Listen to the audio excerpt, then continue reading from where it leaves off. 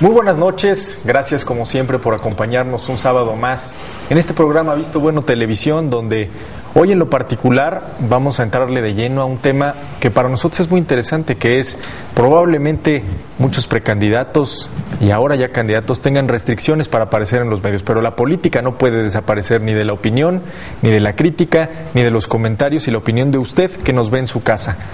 Para eso hemos invitado a dos analistas amigos de esta mesa, a los que voy a saludar. En primer lugar, a mi amigo Luis Yaca. Luis, ¿cómo estás?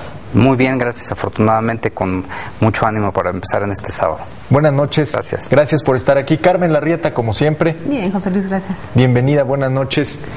Mi querido Natividad Castrejón, ¿cómo estás? Muy bien, José Luis, buenas noches. Es un placer estar con ustedes aquí. Gracias por acompañarnos. Y Roberto Rico Ruiz, ¿cómo estás, Robert? Muy bien, Pepe, me da mucho gusto saludarte. Muy buenas noches a todos y a todos nuestros televidentes, muy buenas noches. Pues si les parece bien, arrancamos de lleno con lo que nos toca, que nosotros sí tenemos libertad para opinar de lo que se nos venga en gana con cuidado. Y Luis, yo te preguntaría, hemos entrado desde el 15 pasado en una fase llamada intercampañas, aunque como bien lo dijo mi admirado Rafa Cardona, ni estamos en el Inter porque no había campañas previas, y lo que sí reina es una confusión que ha ocupado los espacios en los medios. Es una confusión que incluso me preocupa, porque creo que lo tienen muchos candidatos y precandidatos y sus partidos y sus equipos jurídicos. ¿Qué pueden hacer? ¿Qué no pueden hacer? ¿Hasta dónde pueden decir? ¿A través de qué medios? Y lo cierto es que para muchos sí es al menos inédito que apenas iniciada la contienda y a unos meses de elegir presidente de la República, Congreso y muchos otros cargos de elección popular, la política parece estar encorsetada por una ley, la ley electoral del 2007, que se está aprobando y que ha tenido no pocos detractores en las últimas semanas. ¿Cómo lo ves desde tu perspectiva? Bueno, estamos analizando la tarde de ayer el documento en donde se plantea cuál es en realidad el tema de la intercampaña, y hasta donde entiendo, en el mejor español que puedo yo entender, está a cierto punto claro. La circunstancia es que sí deja como todo instrumento literal, deja ciertos huecos, ciertas lagunas.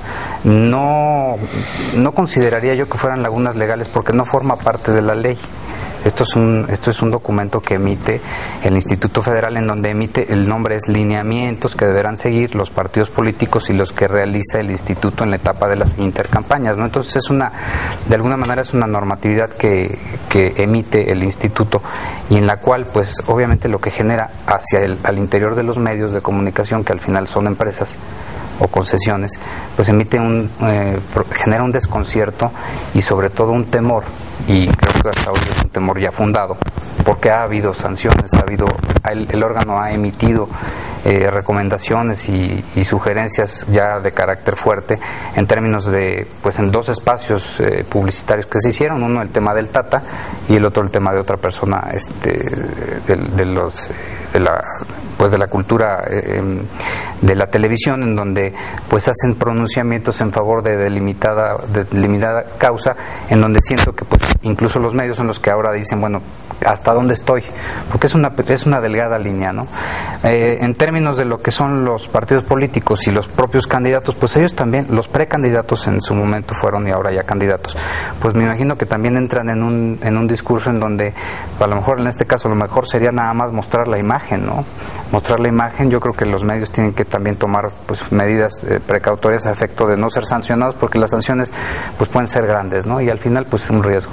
Parece que estamos viviendo la democracia, si ustedes me permiten el término del golpe avisa, porque estamos teniendo como precedente la sanción. Creo que el problema no solo es de lo que dice la ley, sino de la interpretación que están dándole tanto el órgano electoral como el tribunal electoral.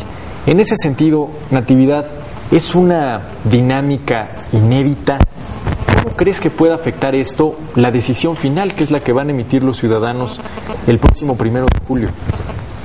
Mira, yo veo en esto, o me recuerda al mito griego de la espada de Damocles, ese famoso personaje que tomaba decisiones. que fue avisado de que si tomaba una mala decisión, una espada que pendía sobre su cuello caería y lo dejaría sin vida, ¿no?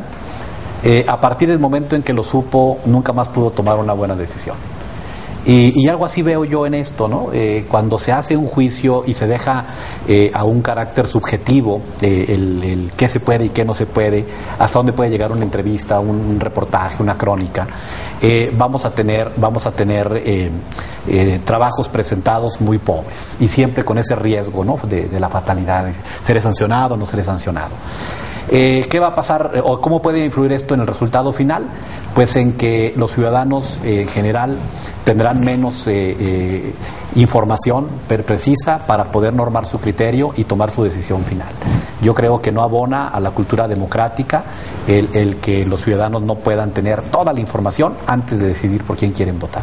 Ahora, yo coincido, Roberto, parece como si viviéramos el mundo al revés, es decir, un espacio que debería ser para escuchar propuestas, que ciertamente vendrá en la campaña y habrá quien agradezca este mes y medio de silencio, pero parece que la ley sí tiene ciertos absurdos. Por ejemplo, escuchar mensajes navideños de precandidatos que no tenían futuro alguno, como vimos en la contienda interna del PAN, y no poder escuchar propuestas abiertas de quien sí puede gobernar este país, como ya están más o menos alineadas las cosas.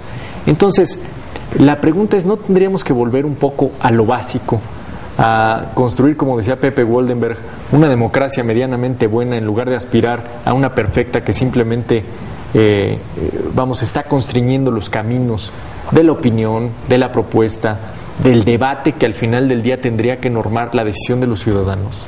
Pues mira, en primera instancia creo que es muy importante analizar lo curioso que está pasando ahorita con los que son candidatos y los que están sujetos justamente a las reglas que está implicando la normatividad que está creando el Consejo General del Instituto Federal Electoral.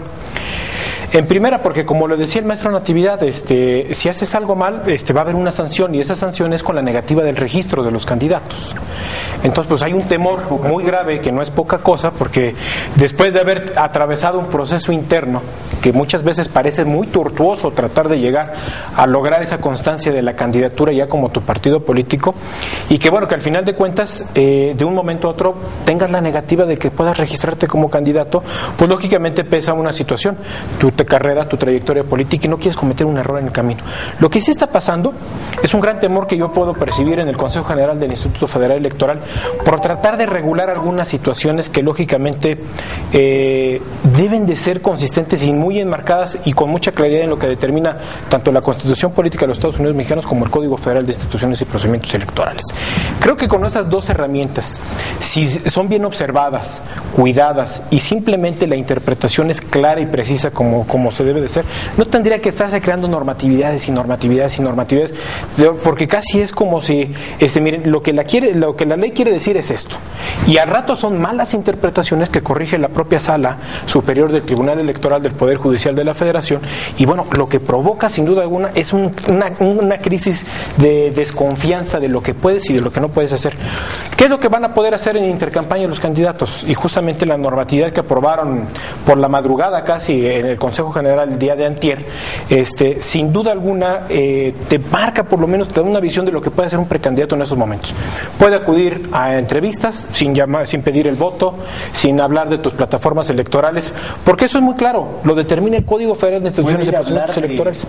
Sí, ¿por qué? Porque es una prerrogativa de candidatos. ¿De qué van a hablar? Mira, pueden hablar de su trayectoria, de su vida, de su formación académica, pueden hablar de lo que han sido y lo que han hecho como servidores públicos o como son, pero no pueden pedir el voto. Hay que votar por mí el 1 de julio. Oye, fíjate que mi plataforma electoral de mi partido dice esto. Eso es lo que están impedidos a hacer, porque el Código Federal de Instituciones y Procedimientos Electorales es muy claro. Es una prerrogativa de los candidatos el llamar e invitar al voto y el de presentar tu plataforma electoral. Ahora, hay claridad, apenas están registrando el tema de las plataformas electorales y ya estamos hablando justamente de no poder hablar de ellas. Entonces, bueno, ahí se trastocan algunas interpretaciones de la materia de la ley. Qué interesante, porque yo coincido contigo en que la ley tendría que ser clara, pero hay resoluciones judiciales que van en otro sentido. Por ejemplo, hay una resolución, me parece que en el estado de Tabasco, donde se sanciona a una radiodifusora por hacer más entrevistas de las que tenía que hacer. O el caso de Michoacán a la hermana del presidente, donde se sanciona porque, además de que presumen que hay una contraprestación, un pago, solo se resaltó lo positivo de su carrera. Entonces ya tenemos una autoridad electoral yo me voy más allá, que juzga el periodismo. Está la nulidad, por ejemplo, del caso de la elección de Morelia. ¿Sobre qué se basó el magistrado oponente de la Sala Regional Toluca, Santiago Nieto Castillo, en decir que por traer el logotipo en los shorts el boxeador Márquez, pues ya implica una nulidad?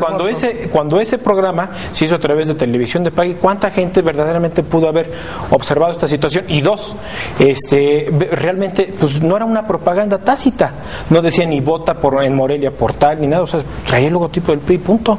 Entonces, hoy aquí hemos llegado a una errónea interpretación tanto de las autoridades administrativas como de la autoridad jurisdiccional. La autoridad administrativa, que son el Instituto Federal Electoral, los órganos electorales, y la autoridad jurisdiccional, que son las salas regionales, la sala superior del Tribunal Electoral del Poder Judicial. Es una mala interpretación. ¿Y tienen razón los candidatos, como decía muy bien Natividad, en sentir que la espada de Damocles pende sobre ellos? Así ha actuado el tribunal. Ahora, Carmen, tú eres una mujer de medios con mucha experiencia en radio, en televisión. Esto es inédito. Es decir, esta espada que también pende sobre los medios de comunicación, ¿tú recuerdas algo similar? No, para nada. Y a fin de cuentas pone en duda a los medios de comunicación que se dedican justamente a informar y a transmitir los mensajes de los políticos. En este caso, bueno, pues obvio va a haber esa limitante por el temor a esas sanciones, pero llama mucho mi atención, y lo escuchaba yo de Rafael Cardona ayer, que decía que, bueno, esta ley a fin de cuentas se hizo en el 2007, se está poniendo en práctica ahora en el 2012, pero ¿por qué no analizarla antes y por qué hasta estos momentos los que están participando en la política como precandidatos se sienten agredidos, cuando muchos de los que también están siendo precandidatos a diputaciones y a otros cargos votaron esa ley en el 2007, ¿no? Entonces son de esas incongruencias que hay en la política y que se están llevando a los medios de comunicación, que se están llevando a la población, porque bueno, sí va a haber una veda, pero a fin de cuentas, ¿qué pasa, no? Pero por el lo que pasa es que me mandan a corte. Así es. Vamos a hacer una pausa. Recuerda, estamos en su mesa de diálogo y análisis de Visto Bueno TV. Nuestro correo electrónico vistobuenotv@gmail.com. Regresamos.